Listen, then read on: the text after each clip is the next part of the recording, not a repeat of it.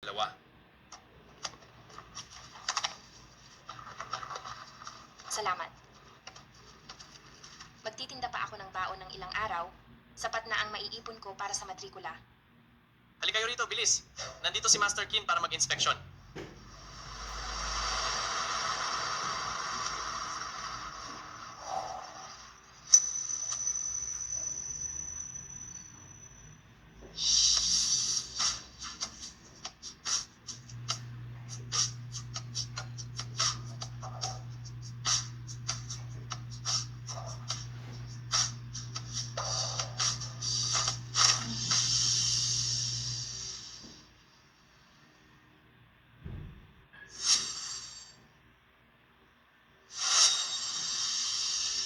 Uy, Xiaobay, bakit ka tulala? Nandito na ang malaking boss natin. Bakit di ka pa lumapit para bumati?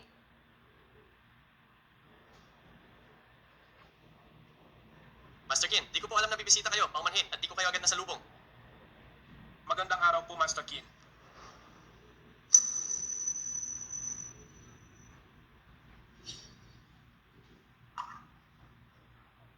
Ingat, mahuhulog ang mga laryo.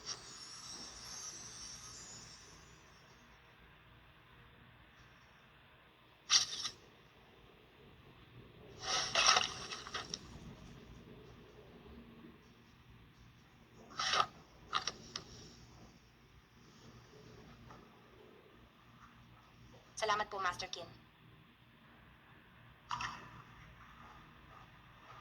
Wag na. May Morad, anong ginagawa mo? Ginoo, ako. Si Boss Kin ang malaking boss natin, kilalang di lumalapit sa mga babae. Ikaw na masamang babae ka, nagawa mo pang lumapit sa kanya, tuturuan kita ng leksyon.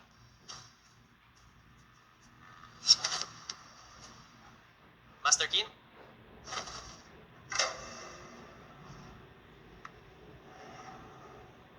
May mga gamit na nahuhulog, irresponsableng pamamahala.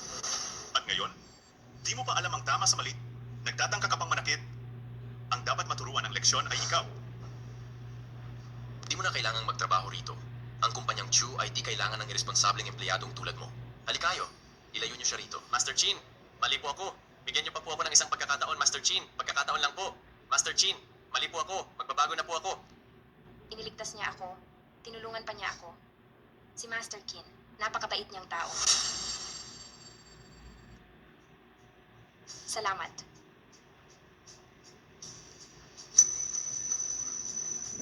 Huwag na! Master Kin, oras na para mag-inspection tayo.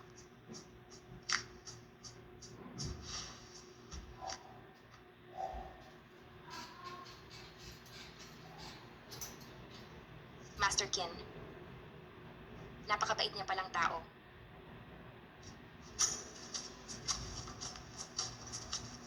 Anong plano mamayang gabi? Naghanda ang matandang ginang para sa inyo ng 18 date sa loob ng 5 oras. Ulitin mo nga ang sinabi mo. Master Kin, kaunti lang talaga ang anak sa pamilya niyo noon pa. Siyam na henerasyon ng iisa lang ang anak at kayo lang ang nag-iisang tagapagmana. Tapos, ayaw niyo bang lumapit sa mga babae? Kaya naman, nag-aalala lang ang matandang ginang para sa inyo. Kalokohan. Ay, Master Kin. Nga pala, kamusta yung babae kanina? Balita ko ang tawag sa kanya ay Diyosa ng packed lunch. Napakaganda niya talaga. Salamat, Master Kin. Gusto niyo ba? Gawan ko kayo ng pagkakataon. Hindi kailangan. Mamayang gabi, hindi rin ako pupunta sa mga date na yan. Ay, Master Kin, huwag niyo naman akong pahirapan ng ganito.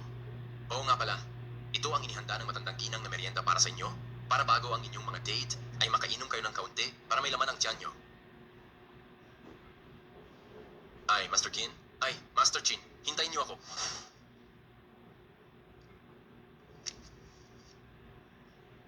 Ayos. Ang matrikula ko para sa semestreng ito, mabubuo ko na rin ang ipon ko sa wakas.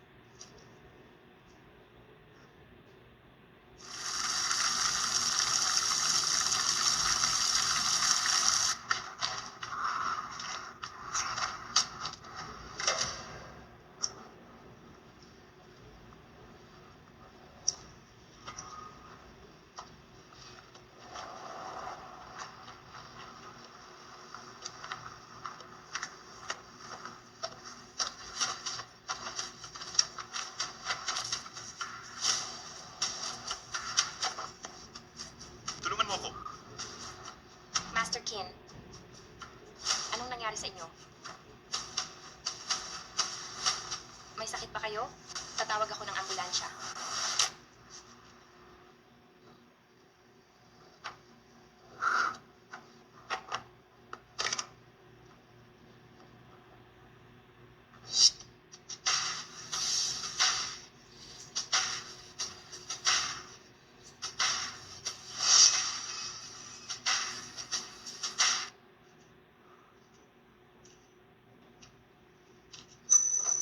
Master Kin, anong gagawin mo?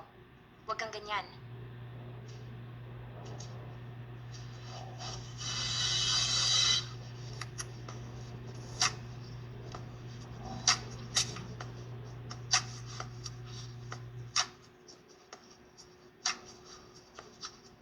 Master Kin, matauhan ka naman.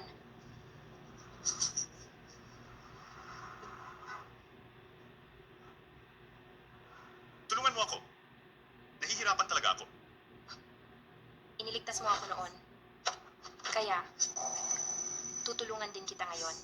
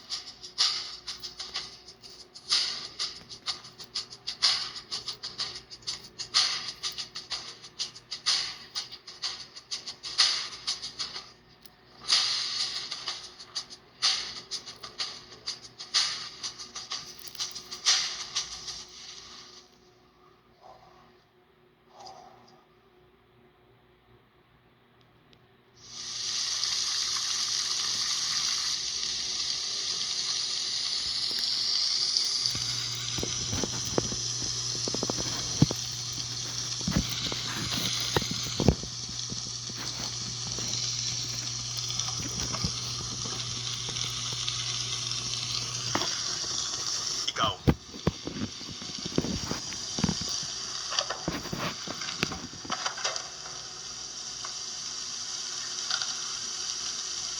Ito ang card ko. Papanagutan kita.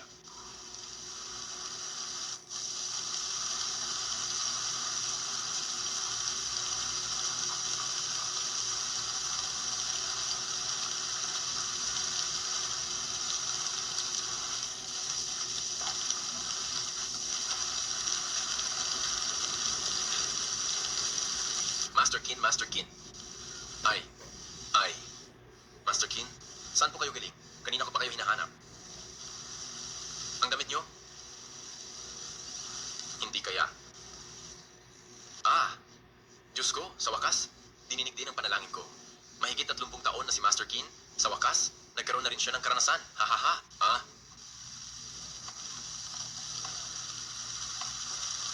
May inilagay sa sabaw? Alam mo ba to? Ha? Ito. Wala po akong alam. Sino po ba ang nakasama nyo? Hindi kaya si Diyosa ng packed lunch yun? Oo. Ay naku. Napaamo nyo siya? Siya na ang magiging bida sa pamilyang Chu. Ay naku. Siguradong matutuwa si Madam nito. Nasaan na siya? Hindi niya siguro natanggap, kaya tumakas siya. Oh, Ayos lang. Bukas, pupuntahan ko siya rito.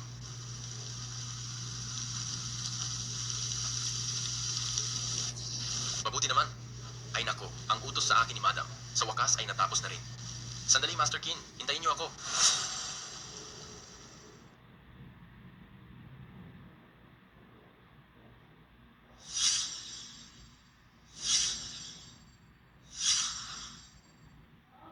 Paano ako mananatili rito ng dahil lang sa isang pagkakamali? Hayaan na nga. Kapag nakapag-ipon na ako para sa matrikula, babalik na ako sa pag-aaral. Ang lahat ng nangyari ay ituturing ko na lang na isang panaginip. Diyosa ng packed lunch. Anong masarap na ulam ngayon? Mga lutong bahay lang po ito. Alin po ang gusto nyo? Bigyan mo ako ng sabaw na ito.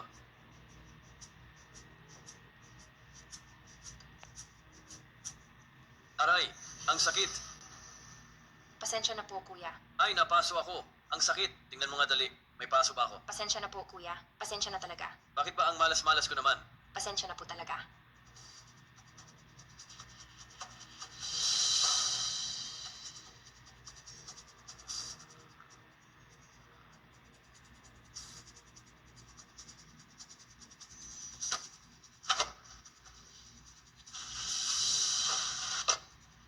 Uy, di ba yung babae yan kahapon? Anong ginagawa niya? Siya, bakit siya humahawak sa ibang lalaki?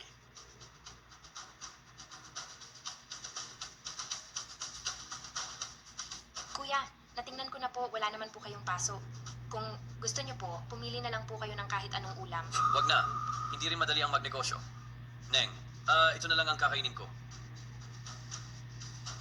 Iyon pala, isa siyang babaeng lumalapit sa kahit kaninong lalaki.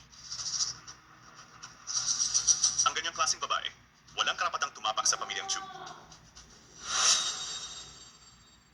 Master Kin, ito, iuuwi niyo pa po ba siya? Ano sa tingin mo?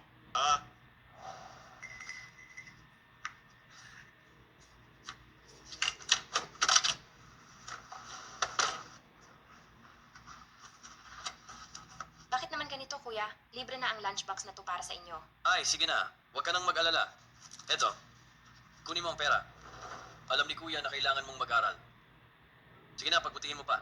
Galingan mo sa pagtatrabaho.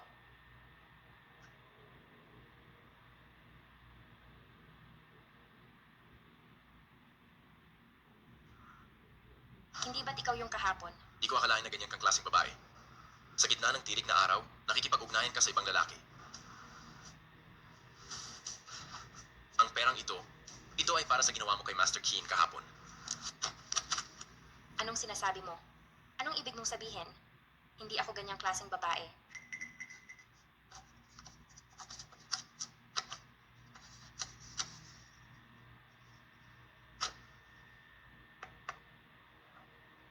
Hindi ako masamang babae. Noong gabing yon, gusto lang kitang tulungan. Hindi ako masamang babae. Pagmaneho na. Pakinggan mo muna ang paliwanag ko. Hindi ka pwedeng umalis ng gasta na lang.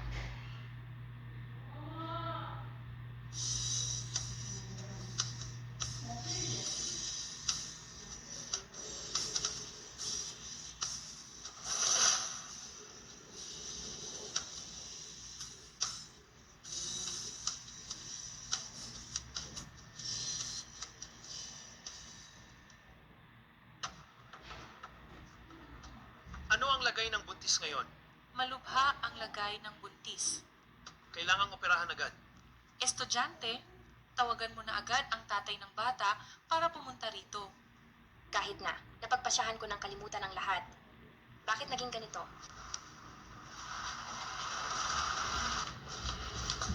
Ma, marami pa akong gagawin sa kumpanya. Sinasabi ko sa'yo, walang kahit anong bagay ang mas mahalaga kaysa sa apo ko. Ma, Chukin, 9 na henerasyon na ang pamilyang Chu. Ikaw lang ang tanging anak. Hindi ka na bata, wala ka man lang girlfriend. Tuwing may blind date ka, lagi kang may dahilan. Ngayon, kailangan kitang ipatingin sa doktor para malaman natin kung ano ba talaga ang problema mo. Ihanda ang lahat para sa emergency, critical ang lagay ng buntis.